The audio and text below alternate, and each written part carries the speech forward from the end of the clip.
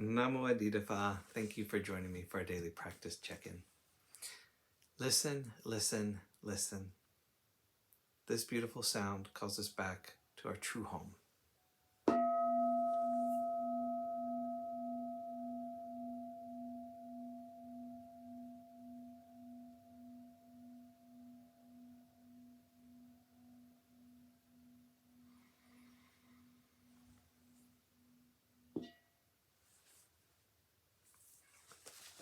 The third mindfulness training.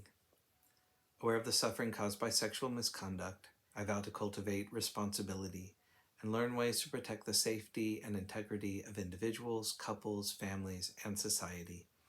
I'm determined not to engage in sexual relations without love and a long-term commitment. To preserve the happiness of myself and others, I'm determined to respect my commitments and the commitments of others. I will do everything in my power to protect children from sexual abuse and to prevent couples and families from being broken by sexual misconduct.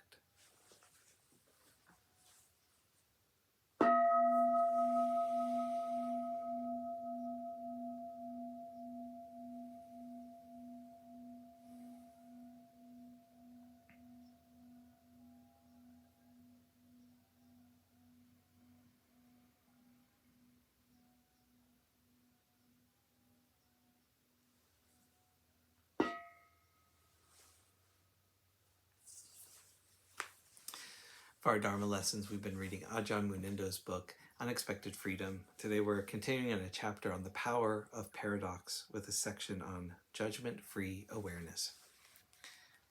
There's a church in the middle of Newcastle that has painted on the front doors, "Hate all evil, love all good." If you were brought up with that sort of conditioning, as many of us were, you will inevitably have been led to this inwardly divided state. According to this teaching, which I am sure is entirely contrary to the way of Jesus, God loves good and hates evil. The good ones he embraces and takes up to heaven, where they will have a good time forever. And the bad ones he chucks into hell, where they will have a bad time forever. With this kind of conditioning, when in the face of recognizing our faults we want to be virtuous, we start playing God. We set up this almighty tyrant in our minds that's sitting in judgment all the time.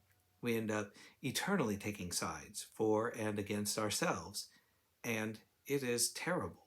It tears us apart. The good news is that taking sides is not an obligation. We don't have to do it. We don't have to follow these compulsions with simple, careful, kind, patient attention. We can recognize them as a tendency of mind. They are not the mind itself. They are not who and what we are. And having seen them little by little, we are less caught up in them. As long as we don't start playing their game by judging the judging mind, saying, "I shouldn't be judging," we take away the counterforce, which gives these tendencies their vitality. We come to know the judging mind as it is. The judging mind is just so. There's nothing inherently wrong with the judging mind. Its ability to evaluate and discriminate is an important part of the intelligence that we as human beings use for our safety and survival. The problem is that its influence has become disproportionately large in our day-to-day living, and it never wants to be quiet. Through careful feeling investigation, we can come to see this hyperactivity for what it is and allow the discriminative function to resume its proper place. We experience whatever is happening with our full attention, but with calmness and some degree of equanimity. In each moment that we see the judging mind objectively, just as it is, we purify the underlying view that we have of life. In the deeper dimensions of our being, there's this kind of work to do. I would suggest that if we have the agility to move in and out of these various dimensions, we will become adept at addressing very complex issues. In our daily life, we can usefully set time aside, perhaps 30 minutes a day, to sit in formal meditation, and this agility will grow. Even 10 minutes of well-spent sitting, being still and going back to the basic feeling of a total non-judgmental relationship with life to perfect receptivity to the moment can be of great benefit.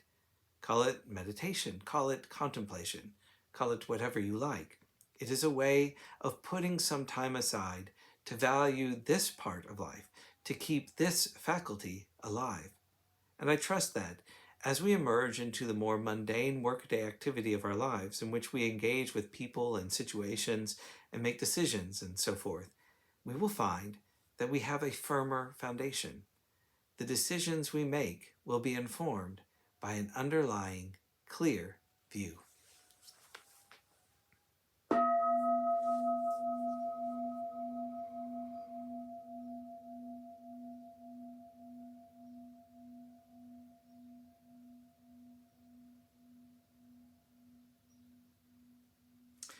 May all beings be well. May all beings be happy.